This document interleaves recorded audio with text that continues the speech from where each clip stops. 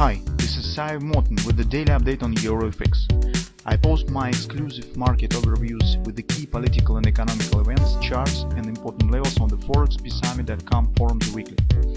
This short video is a response to rapidly changing situation on the currency markets and should help you to stay on top of the game and be profitable. I suggest you to visit ForexPeaceArmy.com forum and read my analysis for the week before watching this daily video. Welcome back everybody, guys. Let's take a look in the gold market once again. So you can see volatility is rising on gold, and it could be seen on intraday charts, but on the daily I do not see something really new. So market mostly stands and keeps the same scenario. So we're still watching for our 1896 target. It's OP right there.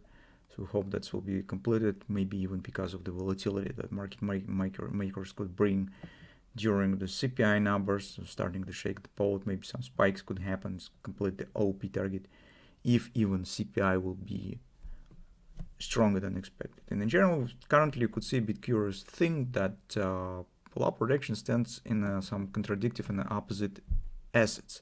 So for example, you could see that gold is rising and that the euro currency is also going higher, which is, well, it's also you could see some curious performance on the Japanese yen. So it means that, well, overall situation stands a bit tricky, and my opinion is that market's a bit overestimating the ability of the markets to go higher and underestimate the hawkishness of the Fed policy and the problem with the liquidity that could happen very soon. So I am really very skeptical in the current rally, especially on the DAX index. You will see that the European index stock market index just goes crazy and shows on really outstanding performance in the recent few weeks. So it's outstanding rally, even faster than the United States. And personally, I do not see any reasons for such an optimism, especially in the European Union. So we will see.